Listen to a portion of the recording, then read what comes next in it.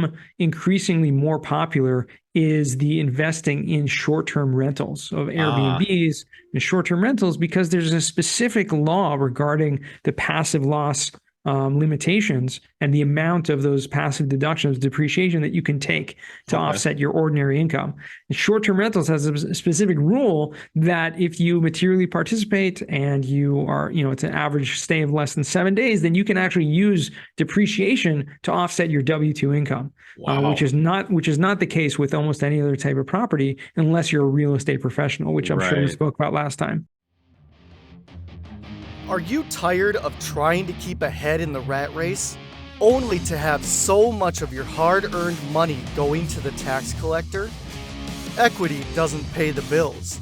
Retirement savings don't pay you now, and there are only 24 hours in a day to work. The only solution is passive income that pays you 24/7 now, not 40 years from now. From vetted investment opportunities to tax saving strategies, let John guide you through all the confusion and take control of your financial life in pursuit of financial freedom. So sit back, relax, and welcome to the Wealth and Freedom Nexus.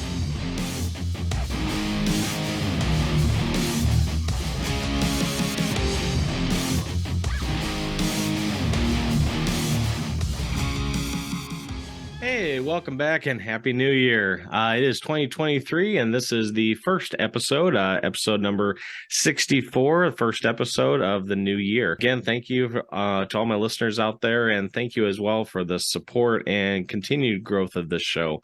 As I'm recording this intro, we are nearing 79,000 total downloads. For me, always interesting to see where the downloads come in from. Now, while Marshall, Minnesota, Minneapolis, Minnesota, Chicago, Illinois, for instance, aren't exactly surprising. I personally had never heard of Cornelius, North Carolina, or Bradenton, Florida. I'm sure I slaughtered that. Or Coraopolis, Pennsylvania. Then another one until I looked at my stats. So it's always kind of interesting to get a little geography lesson when I start to see those Buzzsprout stats come in. Now, speaking of growth, if you haven't already, be sure to check out and subscribe to my YouTube channel as well. Simply youtube.com/WFreedomNexus. My goal was to get to 1,000 subscribers for 2022 and getting very close actually now to 1,200. So again, thank you for everyone out there. Please continue to comment, share, do the thumbs up, spread across social media, just for more like-minded individuals in search of wealth and freedom that they can find this show and all the resources tied in with it. Also, if you have not followed me on Instagram, you can also find me there as well with the same handle, W Freedom Nexus. I will be posting informative graphics, motivational quotes, a little bit besides my humor, so to speak, recommended books and podcasts, and many other entertaining posts.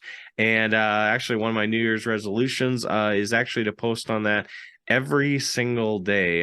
Kind of lagged behind a little bit in 2022. If you have been following me, I kind of took a little break, hard stop really back in July, just with everything going on, and just had a few sporadic posts till the end of the year.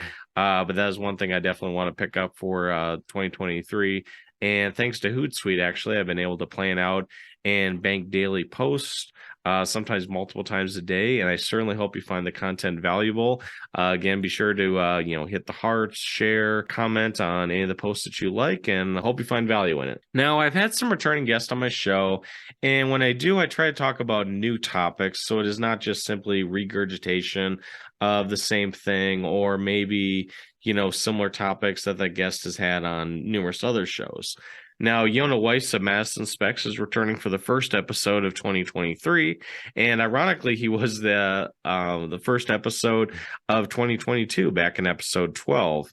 Now, I brought Yonah back on for a few reasons, and one is to show how there is still a lot of activity and a lot of ways to make money in real estate and pay less taxes as well. Even with inventory still at historical lows, fears of another recession, we might even be in a recession again. But at the time you're listening to this, rising interest rates that have doubled and in some cases tripled here in 2022 as the Fed's making, rounds to squash inflation or whatever their hopes are, so to speak. But second, I also want to keep you up to date with how tax laws are changing. And some are good and some are bad. If you're listening to this in 2023, there have been some changes that are a little bit less beneficial than were available in 2022. Again, Yonah and I spoke about that quite in detail in episode 12. However, there was one change that I wasn't even aware of that we'll get into as well. Now, here's just a very high-level overview, kind of synopsis of what we talked about, and that is essentially depreciation, tax savings, and time value of money. Now, first of all, the more leveraged a real estate investment is, whether this is an investment you yourself are in, or maybe you're part of a syndication that essentially bundles a lot of investor money in together to take down a large apartment complex, for instance, the more depreciation credit you get in relation to your investment. Now, just for a little bit with my story, I bought a fourplex back in 2016 for about $300,000 and had a $66,000 down payment. Now, on a simple 27.5 year straight line depreciation, about $10,909 comes back in the form of depreciation offset income each and every year. Now, in relation to my down payment, depreciation offsets about 16.5% of my initial investment, in this case, my down payment, and that was about 6 years ago. So that's about trued up where, from a depreciation credit standpoint, I've gotten back what my initial down payment was. If I had paid for that $300,000 investment outright, only 3.6% of my initial investment is offset by depreciation. Now, remember, as an investor, you get to take the tax benefits of the entire purchase price, be it you put in 10%, 15%, 25%, whatever, and you use OPM or other people's money that is leveraged for the other part. Obviously, you want to be smart about this, not over leverage or stretch yourself. But while the bank or the investors might put additional capital into it, the depreciation is still fully available for the investor. So, back to my example, if you put 25% down and 75% comes from the bank, well, the bank doesn't get 75% of depreciation. You get 100% of the depreciation credit. So where am I going with all this? Maybe you're calling it number mumbo jumbo. Maybe you're already skipped ahead to the meat and potatoes of this podcast. High level and as simplistic as I can put it, $1 today is worth more than $1 tomorrow. This is due to the longstanding history of inflation that we have had. At the time I'm recording this, is at the highest level in 40 years, at least here in the United States. Cost segregation is basically depreciation on steroids that allows you to pull more dollars of tax savings today that can be used for further growth where time is on your side. Longer time you have to invest and take advantage of compounding interest, compounding growth, the better off you'll be. Now, think of it this way. If I myself, let's just say, made $100,000 in income, was single, no dependents, and lived in an income tax-free state, I am now in the 24% tax bracket, and my effective tax rate is 17% just for federal taxes. That comes to $14,768, which I would owe Uncle Sam. And if you want to run your own numbers, I have a link to the Nerd Wallets calculator here in the show notes. I think it gets updated every single year based on tax law changes and tax brackets, etc. Now, back to my example of the fourplex, $10,909 in depreciation drops my tax bill by about $1,400 if that is used to offset my $100,000 of income. Again, I'm keeping these numbers very, very simple just to illustrate a point. Everyone's tax situation is different. This is not legal or financial advice in any way, and nor if any CPA out there listening to this is like, well, there could be this exception, could be this exception. Again, just trying to keep this as simple as possible. Now, with cost segregation, or cost seg for short, if I was able to pull in, say, $100,000 in depreciation in year one to offset my $100,000 in income, effectively would then owe zero federal income taxes. Several investors I know have done this. I myself dropped my tax bill considerably over the last 6 years, not quite to zero for the federal income tax, but getting closer every year. What if instead of paying that $14,768 to Uncle Sam, what if you kept that money and legally and then invested it? At just a 12% annual growth, that turns to nearly $1.4 million in 40 years. And if you can do that inside a tax preferred vehicle, like a Roth IRA, for instance, that entire balance is tax free. So, in summary, while many complain about taxes and the tax code, used correctly, they can be used as a tool to grow your wealth exponentially. Depreciation is just one of the many loopholes of the rich, if you will, that you yourself can use to legally lower your tax bill and grow your wealth at the same time. So that just kind of is a little high-level synopsis. Again, Yonah and I get into the details of this back in episode 12. Be sure to give that a listen to, but then we kind of take that a step further into today's episode, as well as some of the new changes that came along with the tax code. With that, we will get into Yonah's interview after a word from our sponsors. Have you ever wanted to invest like the wealthy and how the 1% do, but think it's out of reach for you? Do you desire a more abundant lifestyle, but think you can't afford it? If so, check out ECI Development. With over 20 years of international real estate experience, Mike Cobb and his team can help you truly diversify your portfolio and lifestyle.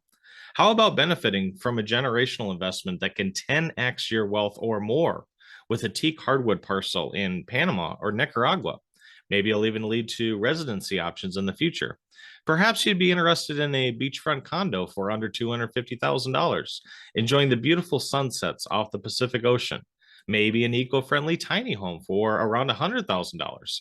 ECI's team can even help you get financing for these investments. To learn more, check out the show notes or go to wealthandfreedomnexus.com/ECI.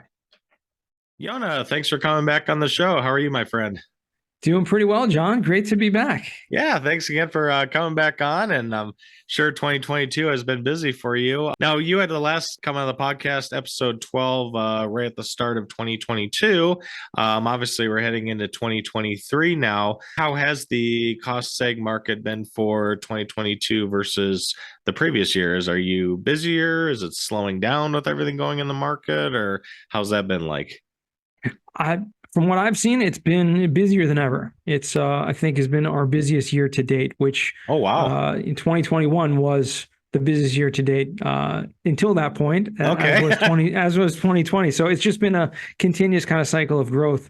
And I think part of that is to do with the fact that, as maybe we'll touch on a little bit, is the bonus depreciation, and that this being the last year to take advantage of the 100% bonus depreciation. But also, just with the fact that people are still doing acquisitions, right? Yep. And so anytime you buy a property, there's going to be a need to do a cost segregation. So it doesn't matter if the markets in general are slowing down with acquisitions, there are still people buying. And so whoever those people are reaching out.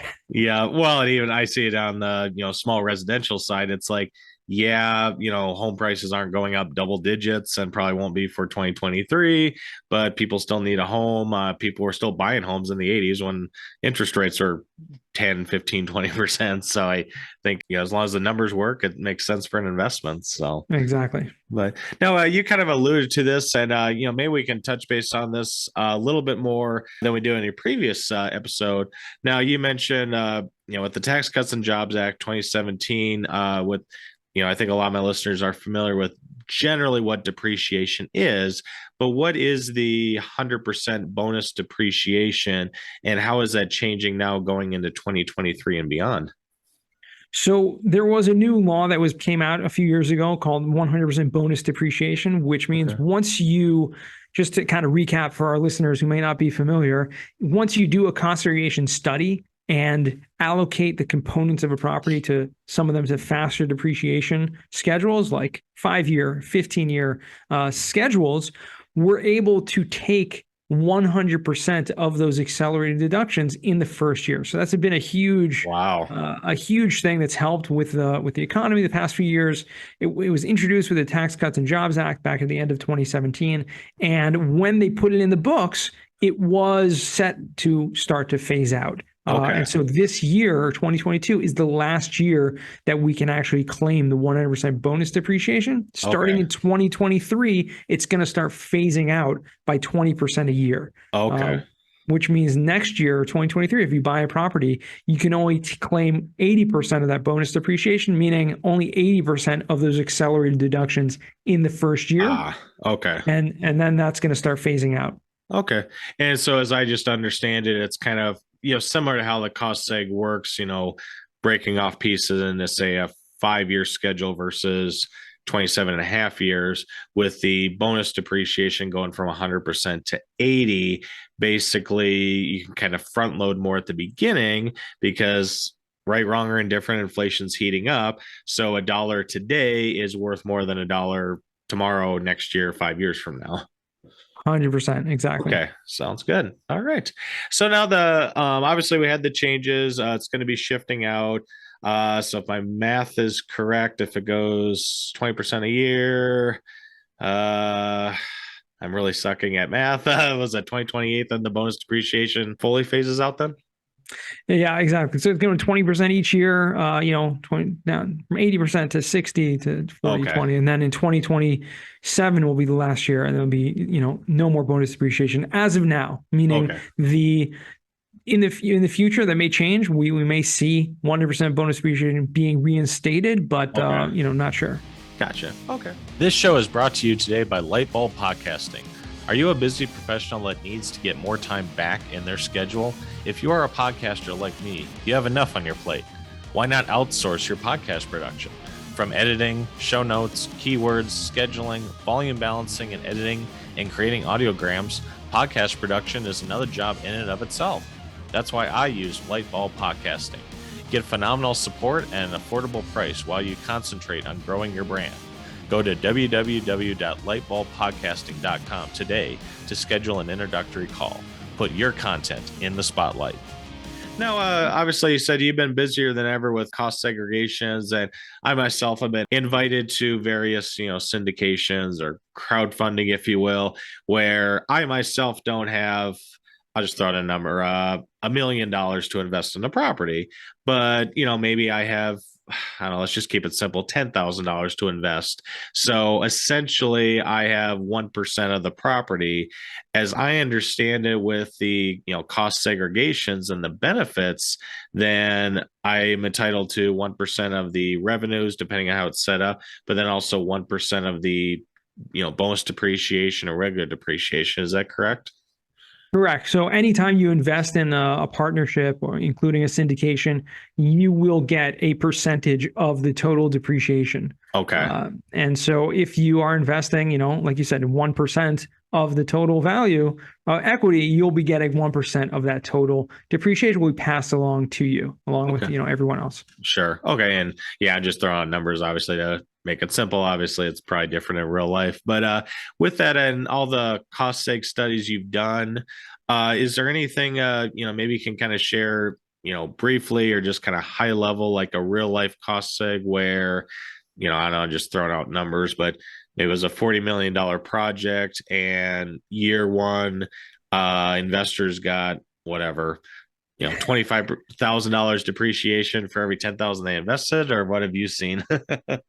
Okay. So just, without making it too confusing with all the numbers there, typically speaking, what we're seeing, and let's just keep it simple for like a multifamily project, we're seeing about, maybe, and this there's a lot of moving parts here. So I want to try to explain this as simply as possible, because if you've ever been offered a syndication, especially nowadays, oftentimes they're going to put in there, the bonus depreciation or the cost segregation is part of this. And, this is something you should look out for.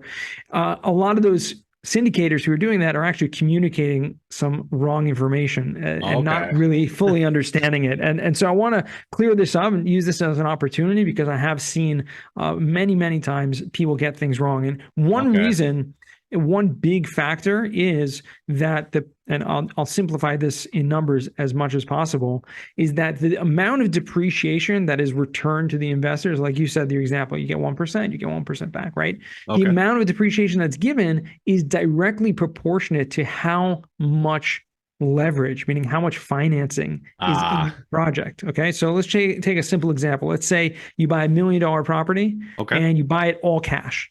All right. And you get 25% of that property value as first year bonus depreciation. So that Okay. means you're going to get $250,000 as a tax deduction from the bonus depreciation in the first year on that Okay. $1 million property. Now, what that translates to in the example you're giving is 25% of your investment, because you paid all cash, Yeah. coming back to you as a first year bonus depreciation. Okay. However, if you bought that same property with 25% down payment and the bank put up 75%, and now Okay. you put down $250,000 and you're also getting back that same $250,000 of depreciation, now you have equaled 100% of your investment is coming back to you Ah, as a first year tax benefit of bonus depreciation. okay. Okay. Where this gets really confusing for a lot of people is when the sponsors or the syndicators don't really understand what that means, and are expecting the same returns to their investors when they're actually getting a much lower leverage, because they want to play it safe, or they want to have, for Sure. whatever reason, and they're getting a 55% loan to value loan. Well, that totally changes the Mm, equation of how much percentage, right? Again, if it's all cash, very little value, compared to investment. If it's right. high leverage, big value of bonus depreciation ratio to investment. When you're in the middle, so you're going back in the middle there, and so that's a big factor. And I think a lot of people aren't communicating that well. Gotcha. And I'm sure, I guess if there's questions on that, probably just someone should do their due diligence, whether connect with another investor or cost seg expert or accountant or attorney, maybe just to verify everything's, I don't want to say on the up and up, but just make sure what they're promising is what I'm actually going to get. Yeah, I mean, it is unfortunate, and the best way to do it is just to really, make sure that the syndicators themselves do understand. Okay. Sounds good. And so one of the things I try to do is to just communicate these things with investors who are reaching out, which oftentimes they do before they actually buy the property. When they're under contract or in this stage of due diligence or raising capital, they'll reach out to get what we call a feasibility analysis, just to see what the amount of depreciation you can get Okay. per property. And so they'll know ahead of time, and just to be able to translate that, how much depreciation per $100,000 of investment, what are they going to get back? And so that's something that we always do. Okay. And then I'm guessing that probably helps with their individual situation. If they, I don't know, they met with their accountant and, well, gee, you're going to have a $200,000 tax bill this year unless you do an investment, get some depreciation. So maybe they can even work backwards of, in order to wipe this out, I need to get X number of depreciation and then do that feasibility study, make sure it's going to match so they don't have maybe a big surprise come April. Yeah, and it's a big deal for a lot of people. A lot of people are investing in syndications or in real estate Yeah, specifically for the tax benefits. So it makes sense to to just have all your ducks in a row and make sure you understand the actual numbers and they fit according to what your needs are. exactly. So, no, I know you've been with Madison Specs for quite some time and done numerous cost seg studies, and between your podcast and LinkedIn connections, everything, you've seen a lot in the industry. Is there maybe like an extreme case that comes to mind where you knew Mr. Smith? I don't know, maybe they had 3 years of back taxes. They owed Uncle Sam $500,000, but Yonah, raced to the rescue, did a cost seg, went back 3 years, and I don't know, got him $40 million refund or something like that. Maybe not that extreme. Yeah, I mean, you like the number 40 million for some reason today. Yeah, Must be I a don't good. know. Just going over my show notes and just kind of keep glancing up. It's there are so many stories. We do about 5,000 of these a year. Oh, So wow. there's tons and tons of stories, and so many people that What I really enjoy is when people get back to us and like, listen, we were able to not pay any taxes this year, Yeah. and that's really changing the trajectory of a lot of people's lives, and it's amazing to see helping as many people as we do. One one example, which I'll share, is something I don't remember if we spoke about it last time, but has become increasingly more popular is the investing in short-term rentals of Ah, Airbnbs and short-term rentals because there's a specific law regarding the passive loss limitations and the amount of those passive deductions, depreciation that you can take to okay. offset your ordinary income. And short-term rentals has a specific rule that if you materially participate and you are, it's an average stay of less than 7 days, then you can actually use depreciation to offset your W-2 income, which Wow. is not the case with almost any other type of property unless you're a real estate professional, which I'm sure we Right. spoke about last time. So short-term rentals, this has been huge because I've had people literally that are thinking, trying to get out of the rat race, trying to Yeah. get out of the W-2, but they can't, right? Yeah. Because they have a job, they have, it comes with insurance, it comes with, all these, 401k and all these different things, especially people with families. And I'm seeing incredibly how with one or two or three properties of these short-term rentals, they're literally able to, with the combination of the high cash flow that it that Yeah. it brings back and the tax benefits that allow them to literally not pay any taxes and just reinvest all their whatever cash they can, literally changing people's lives. So I mean that's just been incredible. Yeah, agreed. And yeah, I think for any one of us, if we can redeploy and reinvest 100% of our returns versus have 30, 40, 50% go to Uncle Sam, well, that cuts your return right in half. And, Yep. compounding returns, but compounding taxes tend to come into play there. So, Exactly. And I mean that's the secret of real estate investing is the compounding returns. yeah. So, and just a note to all the listeners, what we're talking about as far as, not paying taxes in case anyone's, having a stroke or looking at doing the Wesley Snipes way of not paying taxes. This is ways to legally not pay taxes per the U.S. tax code, not just say, I'm not going to send in a check this April and, hope I don't go to jail. Exactly. Yeah. Great for for reiterating that point. I'm glad we Yeah. covered that. All right. Well, as we close out this, Yonah, and again, I wanted to thank you for your time and taking time out of your schedule to join me and my listeners today. As we're, ramping up 2023, obviously another year, bonus depreciation rules change. Any new projects that you're working on? Anything different with your podcast yourself, or anything you want to share with my listeners that you're going to be working on the next year? A couple of things that I'm working on personally, and the podcast is still going strong. Weiss Advice, we're coming up on 300 episodes. Wow! Congrats. Yeah, in the next month or two, and that's really exciting. I might do something really special. I did a big 200th episode bonanza back in January of 2022. That was awesome. Okay. And I may do something special again. Who knows? But the one thing that I am focusing on coming up this year is number one, going to be investing more and buying short-term rentals, Yep. specifically for the rules that, we were just talking about a couple minutes ago. And then the second thing is I'm, partnering up with some syndicators to be raising capital. So I've been a part of an amazing capital raising mastermind called Raise Cool. Masters.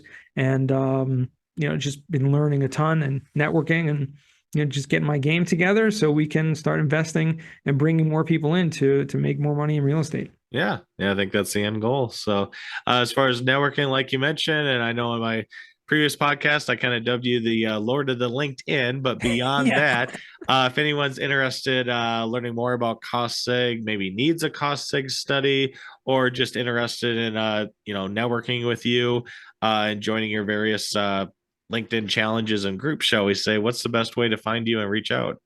Well, LinkedIn. How All about right. that? There you go. Or you can go to yonahweiss.com. But you're absolutely right. The LinkedIn is actually answer LinkedIn messages and get back there faster than I do email. So Okay. definitely a way to reach out is send a message on LinkedIn. Sounds good. I'll make sure to have all those in the show notes. And also as a podcaster to podcaster, feel free to check out Weiss Advice. I highly recommend that, and also have that on my queue list every single week. So, Yonah, wanted to thank you again for joining us, and wish you all the best in 2023 here. It's been a pleasure, John. Thanks so much for having me again. All right, thank you. Thank you for listening. Be sure to share, rate, review, and subscribe on your favorite podcast platform.